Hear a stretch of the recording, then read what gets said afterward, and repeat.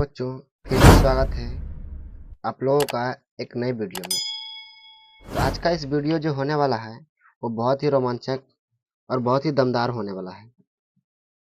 तो आज के वीडियो में देखिए क्या कह रहा है कि बिहार बोर्ड क्लास 10th का जो एग्जाम 2025 में होने वाला है उसके लिए हम लेके आ गए हैं संस्कृत का क्वेश्चन। ठीक है, तो संस्कृत का क्वेश्चन जो वो नाट्य खंड से है। ठीक है, नाट्य खंड से चैप्टर नंबर 2 पढ़ेंगे जो है शास्त्रकारा। ठीक है, शास्त्रकारा हम अगले वीडियो में पढ़ चुके हैं हम लोग चैप्टर 1। ठीक है, नाट्य खंड का चैप्टर 1 पढ़ लिए हैं, तो आप लोग जाके वहाँ का वो वीडियो जरूर देखिएगा ताकि ऑब्जेक्टिव आपको एकदम बिल्कुल याद हो जाएगा। ठीक है, तो आज के इस वीडियो में हम लोग जानेंगे ऑब्जेक्टिव क्वेश्चन को किसका, शास्त्रकारा का, कौन, नाट्यखंड का जो संस्कृत का एक पार्ट है। ठीक है, चैप्टर नंबर 2 पढ़ेंगे। तो यहाँ से आप लोगों का 2 से 3 ऑब्जेक्टिव क्वेश्चन इस चैप्टर से आप लोगों का आएगा।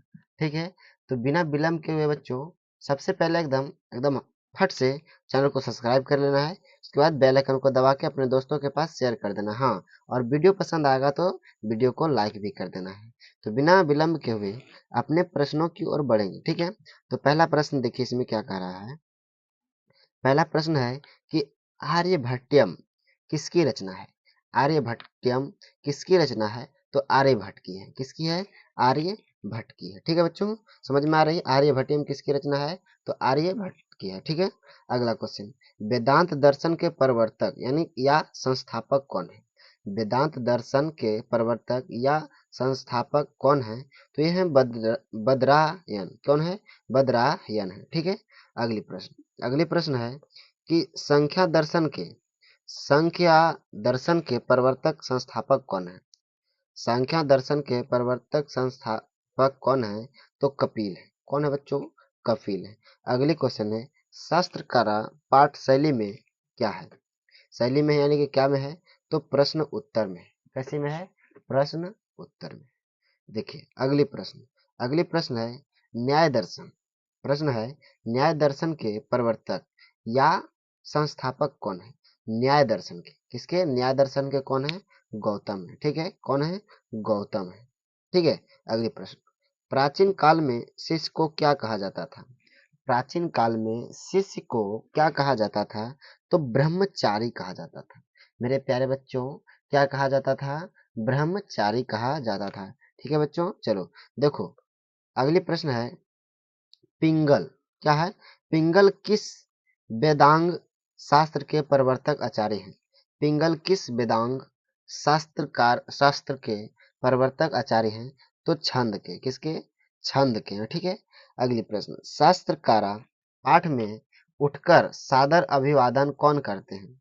शास्त्रकारा पाठ में उठकर सादर अभिवादन कौन करते हैं, तो छात्रगण करते हैं।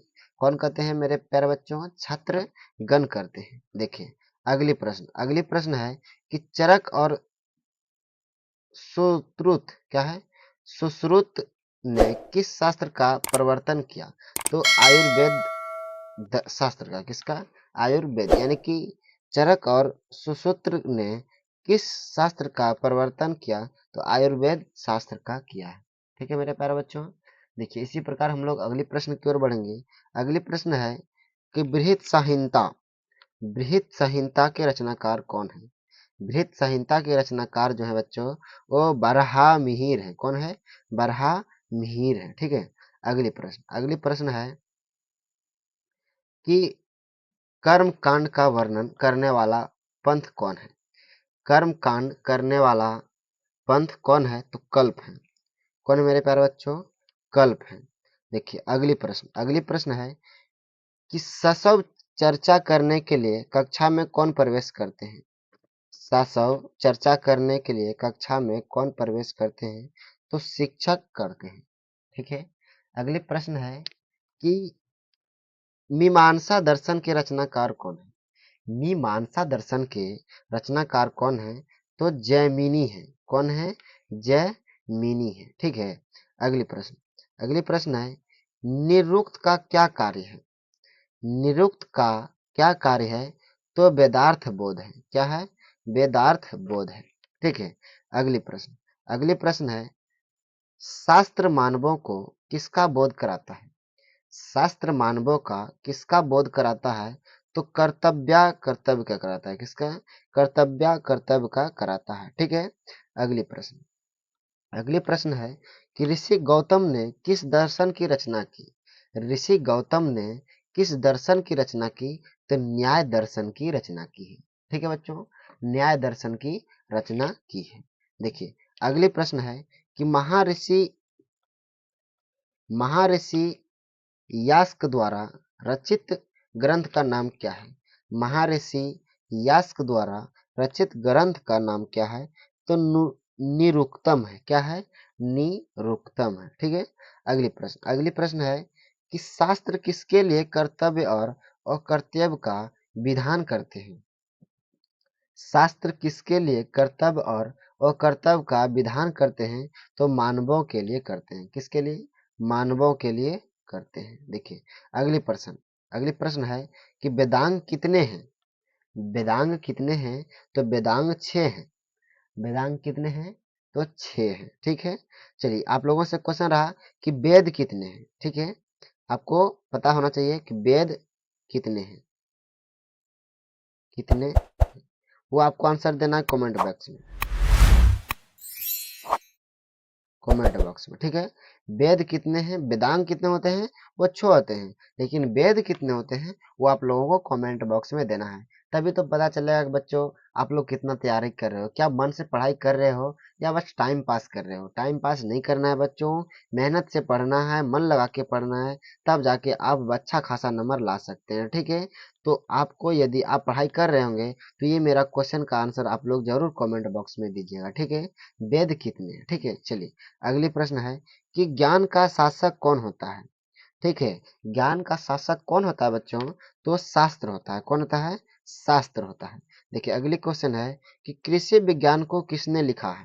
यानी कृषि विज्ञान को किसने लिखा है? तो पराशर ने लिखा है। किसने लिखा है? पराशर ने लिखा है। देखिए अगली प्रश्न है कि भारतवर्ष में किनकी महती परंपरा सुनी जाती है? भारतवर्ष में किनकी महती परंपरा सुनी जाती है? तो शास्त्र की सुनी जाती है। किसकी सुनी जाती है? शास्त्र की सुनी जाती है। देखिए अगली प्रश्न है कि निरुक्त के रचयिता कौन है? प्रश्न है निरुक्त के रचयिता कौन है? तो आयस्क है। कौन है? आयस्क है। ठीक है बच्चों, अगले प्रश्न है कि वैशेषिक, क्या है? वैशेषिक दर्शन के संस्थापक कौन है? वैशेषिक दर्शन के संस्थापक कौन है? तो कनाद है। कौन है दोस्तों? कनाद है। देखिए कर्म कांड के रचनाकार कौन है? कर्म कांड के रचनाकार जो हैं वो बुद्ध है, यानी गौतम जी हैं। ठीक है, अगले प्रश्न है कि ज्योतिष के रचयिता कौन है? ठीक है, ज्योतिष के रचयिता कौन है? तो लग्ध है। कौन है? लग्ध है। अगली प्रश्न है कि मनुष्य को कर्तव्य और अकर्तव्य का बोध कौन कराता है? तो शास्त्र कराता है। ठीक है, योग दर्शन के संस्थापक कौन है? तो पतंजलि है। कौन है? योग दर्शन के संस्थापक कौन है? तो पतंजलि है। ठीक है, अगली प्रश्न है कि उच्चारण क्रिया का कौन बोध कराता है? उच्चारण क्रिया का कौन बोध कराता है? तो शिक्षा कराता है। कौन कराता है? शिक्षा कराता है। छात्र किसका अभिवादन करते हैं? छात्र किसका अभिवादन करते हैं? तो वो शिक्षक का करते हैं। किसका करते हैं बच्चों? शिक्षक का करते हैं। अगली प्रश्न देखो बच्चों, क्या कह रहा है कि किसका व्याकरण प्रसिद्ध है? नहीं, किसका व्याकरण प्रसिद्ध है? तो पाणिनि की जो व्याकरण है वो क्या है? प्रसिद्ध है। ठीक है, अगली प्रश्न अगली प्रश्न देखिए क्या कह रहा है कि छंद के रचयिता कौन है? ठीक है बच्चों, छंद के रचयिता कौन है? तो पिंगल है। कौन है? पिंगल है। ठीक है, चलिए तो ये सारे ऑब्जेक्टिव थे इस चैप्टर के, बहुत ही इंपॉर्टेंट सारे ऑब्जेक्टिव थे। तो आपसे उम्मीद है यह वीडियो पसंद आया होगा, तो चैनल को सब्सक्राइब कर दीजिएगा, साथ में बेल आइकन दबा के और लाइक भी कर दीजिएगा। ठीक है, इसी प्रकार का वीडियो सबसे पहले आप तक आ जाएगा यदि आप चैनल को सब्सक्राइब करते रहिएगा तो। ठीक है, और अपने दोस्तों के पास शेयर भी कर दीजिएगा। ठीक है, तो आज के वीडियो में यहीं तक, मिलते हैं अगले चैप्टर में। जय हिंद, जय भारत।